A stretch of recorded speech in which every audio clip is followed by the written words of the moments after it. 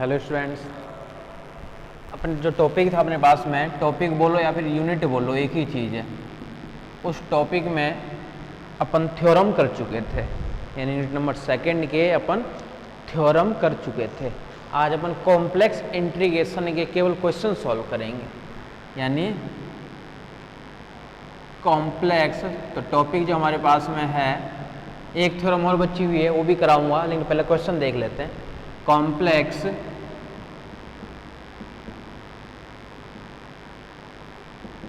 Integration, इसके अपन क्या करेंगे, क्वेश्चन।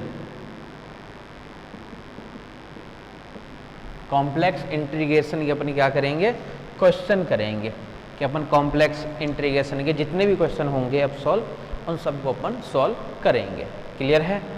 ये ध्यान रखना कि जो जो अपन टॉपिक किए हैं, गिनती के इसके अंदर 6 ही थ्योरम है टोटली, और चैप्टर नंबर 7 जो है वो कंप्लीट भी हो चुका है, ऐसे मान लो। बस क्वेश्चन करेंगे, कुछ पहले अच्छे क्वेश्चन करते हैं, फिर अनसॉल्व क्वेश्चन करेंगे सारे, तो फिर जाएंगे हम चैप्टर नंबर 8 के अंदर, यानी इसी का दूसरे पार्ट पे। ठीक है, तो क्वेश्चन कर रहे हैं अपन। तो लिखो सबसे पहले क्वेश्चन, इवैल्यूएट, मान ज्ञात कीजिए, इवैल्यूएट 0 से 1 प्लस आयोटा, 0 से 1 प्लस आयोटा, फंक्शन है वो है जेड स्क्वायर साथ में डी जेड। इसका हमें मान निकालना है, ध्यान से देखना बहुत अच्छे से। हमें वैल्यू निकालनी है किसके लिए, जेड स्क्वायर डी जेड का, यानी मान ज्ञात करो। इसका क्या निकालना है, हमें मान ज्ञात करना है, मान ज्ञात करो। कहाँ से कहाँ तक लेना है हमें, देखो 0 से लेकर के 1 प्लस आयोटा। ठीक है, अगर मान लो कि मैं एक बना दूं एक्स एक्सिस, इसका नाम होता है रियल एक्सिस, एक बना दूं वाई एक्सिस, जिसका नाम होता है इमेजिनरी एक्सिस। क्लियर है? हमें निकालना है 0 से लेकर के 1 प्लस आयोटा, इस लाइन के रेस्पेक्ट में इंटीग्रेशन करना है। कौन सी लाइन? 1 प्लस आयोटा मतलब x का मान तो है 1, आयोटा मतलब y का मान भी है 1, यानी कहीं ना कहीं देखो इस तरफ आएगा, जिसका मान क्या रहेगा 1 और 1, यानी ये जो लाइन है इसके सापेक्ष हमें समाकलन का मान ज्ञात करना है। इस लाइन इंटीग्रल की हमें वैल्यू निकालनी है। ठीक है, क्लियर है? अपन ये भी जानते हैं कि अगर मान लो मैं इस पॉइंट को यहाँ से लेकर यहाँ पे मिला दूँ, इसको मान लो, तो या तो इस लाइन की इंटीग्रेशन निकालने के लिए अपन डायरेक्ट इस लाइन का इंटीग्रेशन तो निकाल नहीं सकते हैं, लेकिन क्या अपन इसको ऐसे कर सकते हैं क्या, पहले यहाँ से लेकर के इस वाले के लाइन का मैं इंटीग्रेशन कर रहा हूँ, लेकर यहाँ से लेकर के यहाँ तक, और फिर यहाँ से लेकर मैं कर दूँ इसका इंटीग्रेशन, दोनों को ऐड कर दूँ तो इस लाइन का इंटीग्रेशन आ जाएगा क्या? ये तो हो जाएगा लाइन का इंटीग्रेशन। पहले निकालना चाह रहे हैं अपन नीचे वाले के लिए, और फिर अपन निकालना चाह रहे हैं उसके लिए। तो इस पॉइंट के कोऑर्डिनेट क्या होंगे, यहाँ पे x हो गया 1 और y हो गया आपके पास में 0। x तो हो गया यहाँ पे 1 और y 0, ये हो गया आपके पास में 1 1, और ये है आपके पास में 0। नाम दे दो, o दे दिया, इसका नाम दे दिया a, इसका नाम दे दिया b। हमें क्या ज्ञात करना था, 0 से b रेखा के सापेक्ष समाकलन का मान। अपन ज्ञात क्या कर रहे हैं, o से a रेखा के सापेक्ष समाकलन तथा a से b रेखा के सापेक्ष इंटीग्रेशन का मान। ठीक है, डायग्राम ध्यान से देखना, डायग्राम अगर माइंड में सेट कर लोगे ना तो सारे क्वेश्चन हो जाएगा सॉल्व। बस मेन चीज़ ये है कि डायग्राम समझ में आना चाहिए, डायग्राम क्या बना रहा हूँ मैं, इसके रेस्पेक्ट में निकालना था। ठीक है, हल पे आ जाओ।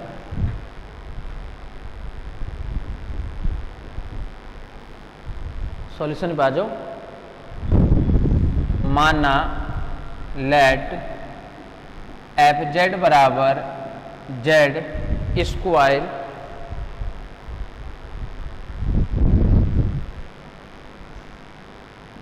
सभी मानों के लिए,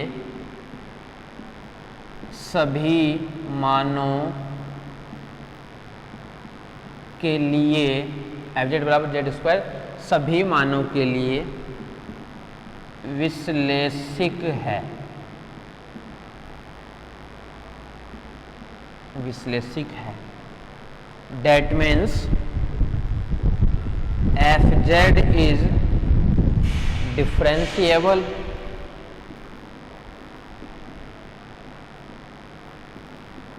differentiable, that means fz exist।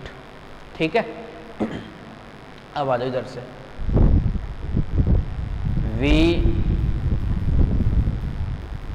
we know that, हम जानते हैं कि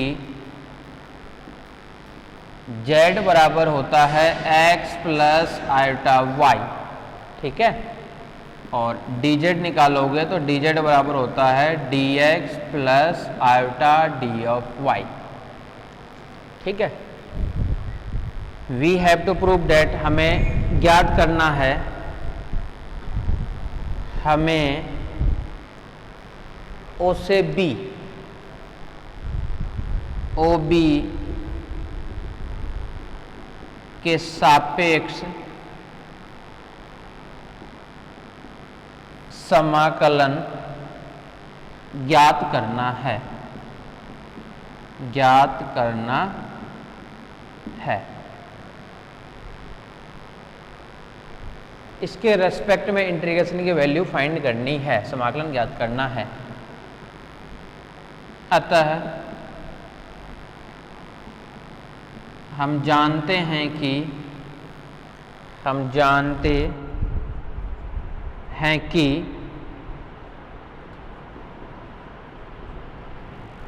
लाइन, सबसे पहले ओ ए में निकालूं फिर ए बी में निकाल लूं, एक ही बात है। रेखा ओ ए के सापेक्ष तथा रेखा ए बी के सापेक्ष समाकलन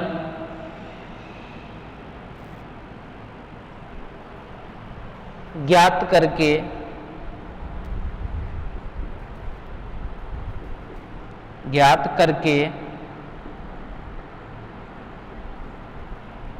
तथा दोनों को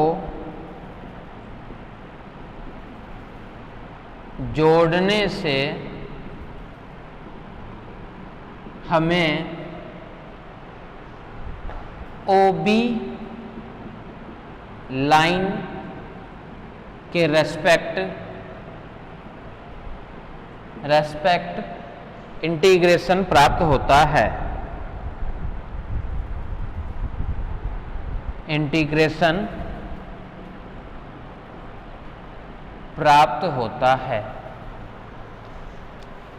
लाइन OB के रेस्पेक्ट में निकालना है तो OB निकालने के लिए अपन OA निकाल लेते हैं, फिर निकाल लेते हैं AB, और इन दोनों को ऐड कर देंगे तो मिल जाएगा हमारे पास में OB के सापेक्ष।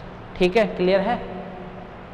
आ जाओ, फंक्शन है एफ जेड बराबर जेड स्क्वायर। सबसे पहले देखो बात करेंगे अपन OA की रेखा, रेखा OA के सापेक्ष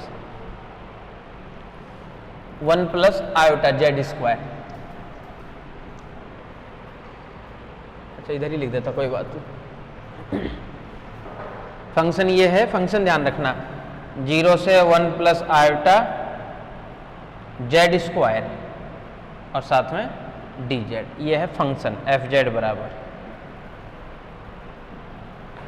OA के सापेक्ष OA लाइन के रेस्पेक्ट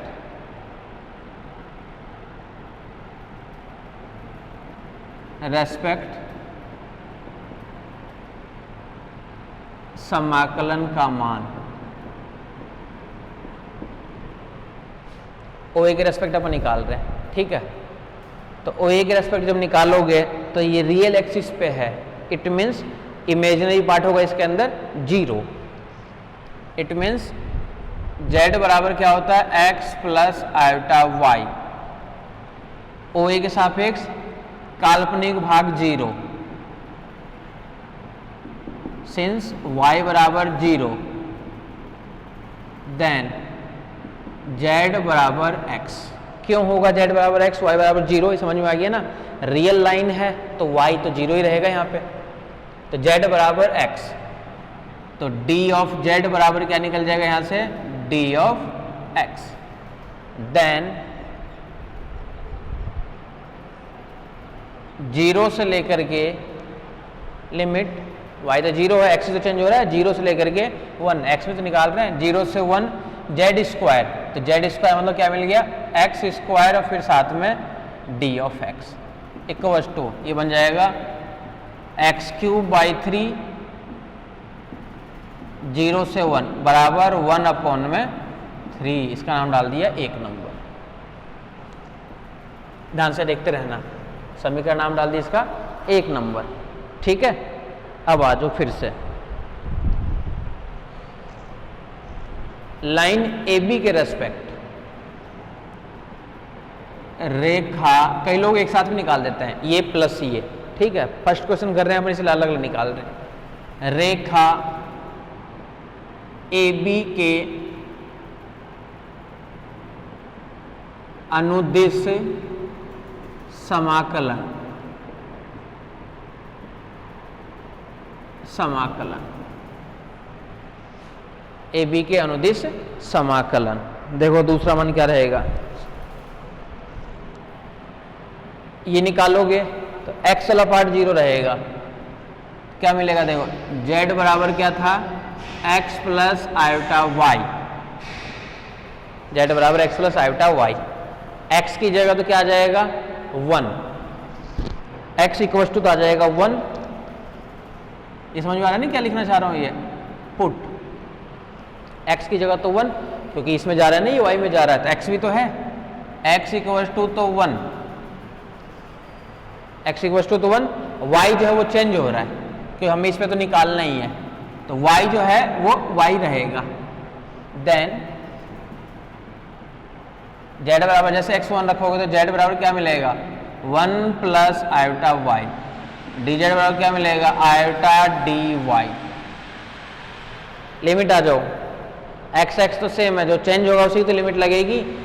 देन 0 से लेकर के 1, फंक्शन था z स्क्वायर, z स्क्वायर मतलब 1 प्लस आयोटा y का स्क्वायर, फिर था साथ में dz, और dz का मान क्या है आयोटा dy, आयोटा साथ में dy इक्वल टू, ये सही लिख दिए क्या, पहले चेक कर लो एक बार, ये सही लिख दिए क्या iota dy।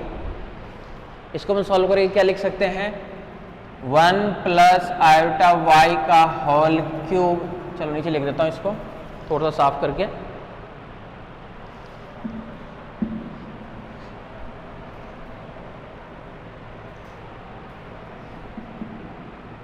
Iota 1 plus iota y का होल क्यूब अपॉन में 3, 0 से 1, y में आयोटा बाई 3, 1 प्लस y की जगह रखना है 0, यानी 1 plus iota, iota by 3, 1 plus iota, इसका नाम डाल दिया 2 नंबर, इसी के बराबर चल रहा है ये, ठीक है, यहाँ तक कोई दिक्कत नहीं है,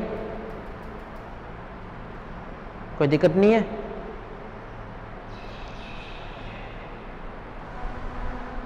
वन अपॉन में आयोटा, ठीक है। अच्छा लोअर लिमिट भी रखेंगे ना तो देखो वैल्यू कुछ चेंज होगी, पहले y की जगह 1 रखना है तो ये मिलेगा आयोटा बाई 3, ये तो कॉमन आ गया, y की जगह 1 रखना है तो 1 प्लस आयोटा का cube minus lower limit y की जगह 0 रखना है, ये भी तो मिलेगा माइनस का 1, ये ध्यान रखना, अपर लिमिट माइनस का लोअर लिमिट, ये पूरा मिलेगा आपके पास में iota by 3, 1 plus iota cube, अब फिर से रहेगा माइनस का 1, ठीक है, तो ये पूरा पार्ट भी लिखना पड़ेगा आपको, ठीक है। इसका नाम डाल देते हैं समीकरण number 2।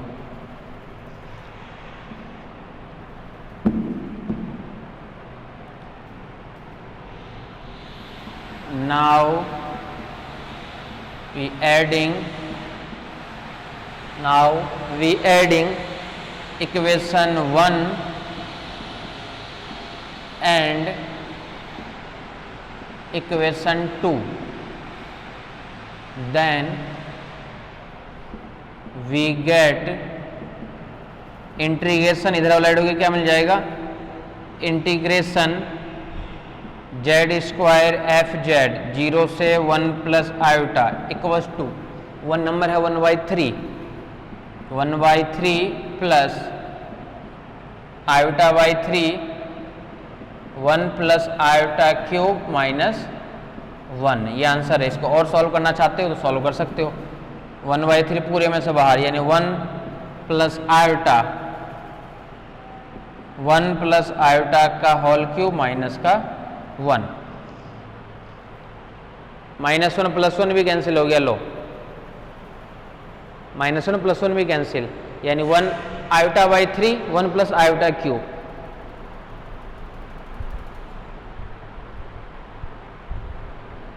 One plus iota cube by 3, 1 plus iota cube by 3,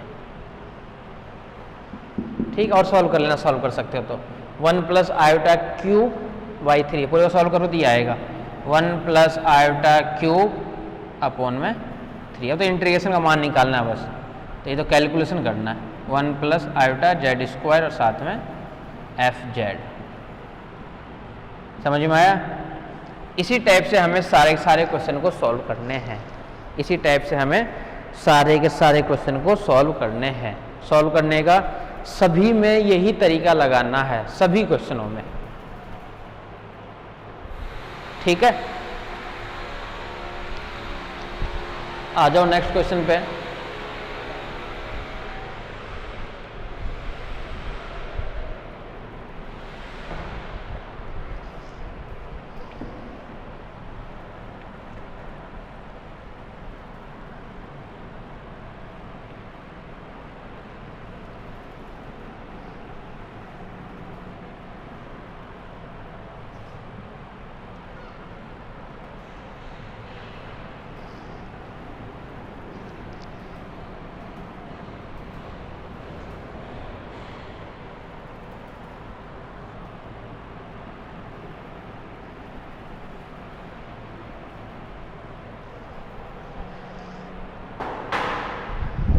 देखो next question,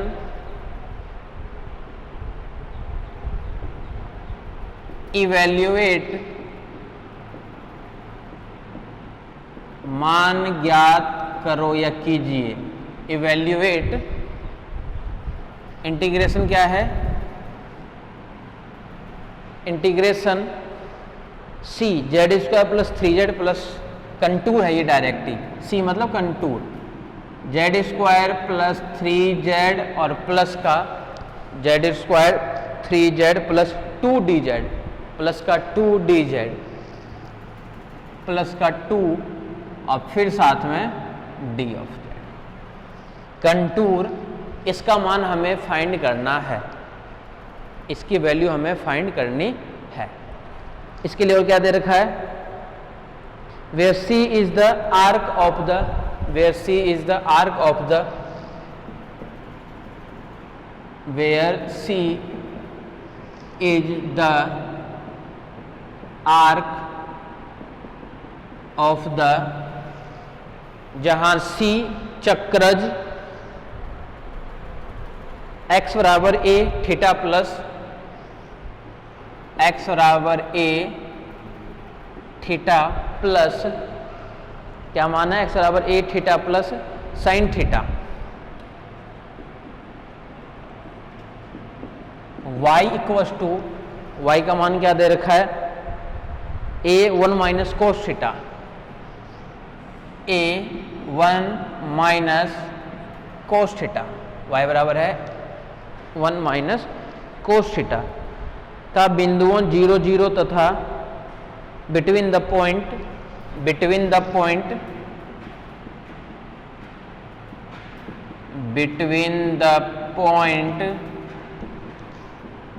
0 0 and 0 0 and pi a 2a and pi a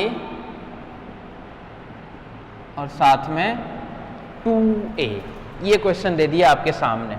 question क्या कहना चाह रहा है, हमें अभी भी मान ही निकालना है, लिमिट नहीं दे रखा है। लिमिट खुद को पता करना पड़ेगा कि लिमिट का मान क्या आएगा।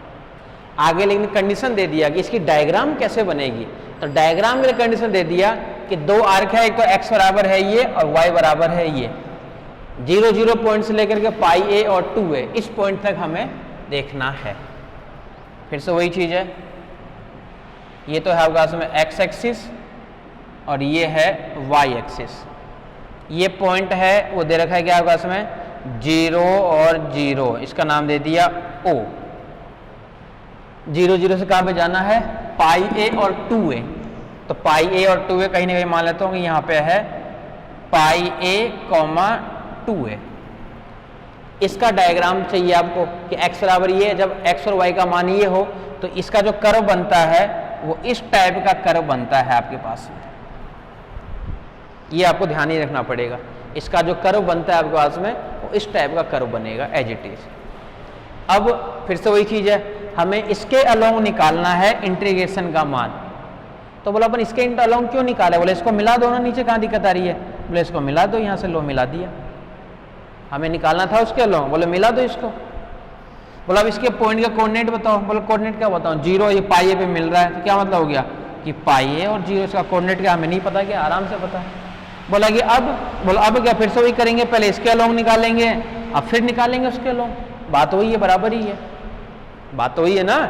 ये डायग्राम जो था ये कर्व है, इस टाइप के कर्व के लिए सेव ये दे रखा है कंफ्यूज करने के लिए केवल कि x का मान y का मान, कॉम्प्लिकेटेड मान दे दिया। तो ये तो कर्व बनाओ, डायग्राम कैसे बनाओगे, उसके अंदर रेड बिंदु दिया हुआ था। कई बार क्या होगा, इंटीग्रेशन दे देगा और इसकी जगह कुछ और दे देगा, मोड में z = 1 दे देगा, सर्कल को रिप्रेजेंट करता है।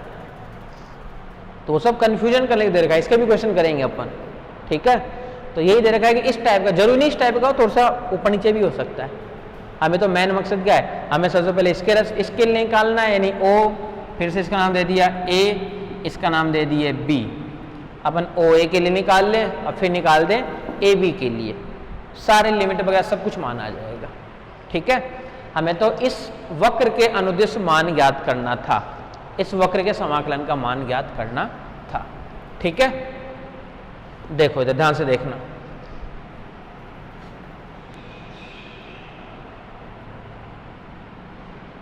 ये पूरा दिया हुआ था और ये पूरा आपका इसमें as it is D V है। फिर से वही चीज, एफ जेड बराबर z² 3z प्लस का 2। अच्छा, इसको अपन ये इसलिए देखते हैं कि पहले विश्लेषिक है ही नहीं है। विश्लेषिक देखने से आपने ये कह सकते हैं कि अगर एक कॉम्प्लेक्स इंटीग्रेशन अपन करते हैं ना, तो ये होना चाहिए, एनालिटिक होना चाहिए, तो ये अपन कह सकते हैं कि अपने को इस पॉइंट तक पहुंचना है तो लाइन इंटीग्रल के द्वारा या तो इधर से चले जाओ, पर इधर से कैसे जाओगे, तो बोला इधर से जा करके फिर इधर चले जाओ, ठीक है। तो सबसे पहले ये देखना ही पड़ता है आपको कि जो फंक्शन है वो एनालिटिक है ही नहीं है। तो ये कैसा है, बहुपद है, पोलिनोमियल है। अगर पोलिनोमियल है इसका मतलब क्या होगा कि ये एनालिटिक तो होगा ही होगा। इज ए पोलिनोमियल फंक्शन, बहुपद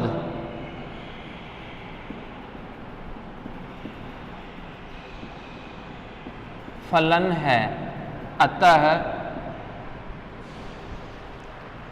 यह फलन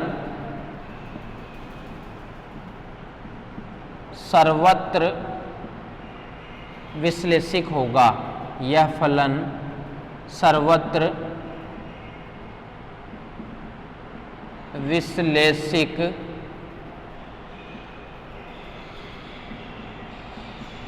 होगा। यह फलन सर्वत्र विश्लेषिक होगा, ठीक है। हमें जो निकालना है वो लिख रहे हैं, we have to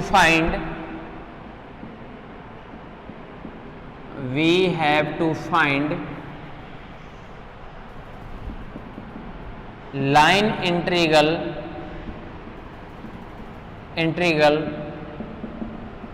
with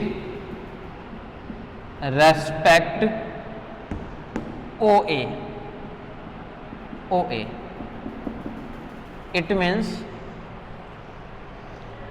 direct भी लिख सकते हैं, डायरेक्ट लिख देते हैं, कहाँ दिक्कत आ रही है, डायरेक्ट लिख दो इसके लिए,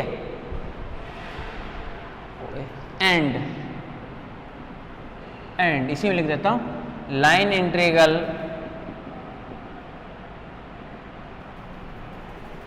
A B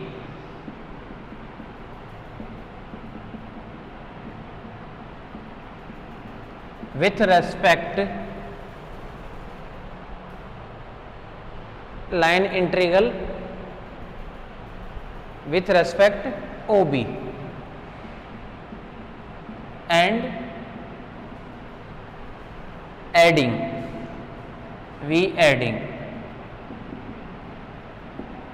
then we get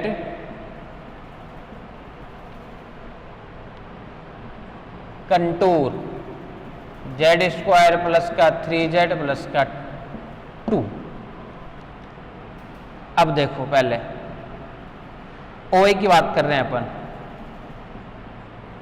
OA वाले के लिए लिमिट क्या देखते हो, 0 से पाई से लिमिट लगाओ ना, कहाँ दिक्कत आ रही है, मतलब आगे वाले वैल्यू तो देखें अपन, बोले z स्क्वायर तो बोला लिख दो, z बराबर क्या होता है x प्लस आयोटा y, बोला ये है रियल, बोला रियल होती है इमेजिनरी, बोला सबको जीरो करो, इसका मतलब क्या हुआ कि y बराबर 0, तो dz बराबर क्या मिल गया d ऑफ x, और z बराबर क्या मिल गया x। OA के लिए AB एक साथ ऐड कर देंगे, AB एंड लिमिट्स इसके साथ लिख देता हूं, and limits 0 to pi a, limits 0 to pi a, AB ध्यान से देखना इधर, AB के अब अपन बात कर रहे हैं कि AB के लिए क्या मान आएगा, y में यानी 0 से 2 है, लिमिट तो 0 से 2 ही आएगा ना, x की जगह पाई है, z equals to x plus iota y, ठीक है, x equals to pi a, x equals to pi a, y वाली वैल्यू x की जगह तो हो गई पाई ए, x की जगह हो गई ना पाई ए, तो मान दो, इसमें तो कोई दिक्कत है ही नहीं, तो z बराबर क्या मिल जाएगा, z equals to pi a plus iota y, dz बराबर ये 0, इसका बोले इसका क्या आयोटा dy, एंड लिमिट्स ये भी लिख देता हूं साथ में, एंड लिमिट्स y के 0 से 2 है, 0 टू 2a, सारे लिमिट्स लिख दिए अपन, ठीक है। अब देखो वैल्यू क्या आएगी,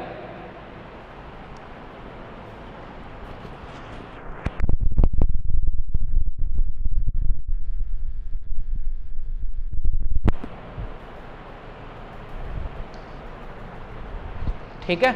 अब इन सभी वैल्यू को अपने को रखना है बस मान अपने को,